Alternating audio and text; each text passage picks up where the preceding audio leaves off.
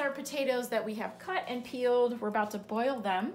Oh, time to check on the turkey. It is looking really good, really brown. This year we opted to do a small turkey breast. Come check it out. We've got citrus, rosemary, really tender meat. It looks like it's done, so we're gonna let it cool off.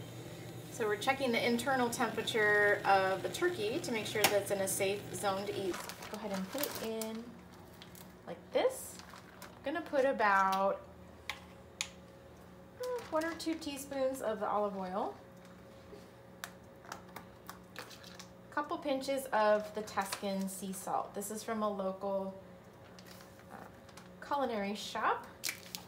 We're gonna add some fresh cracked pepper, mixing it around.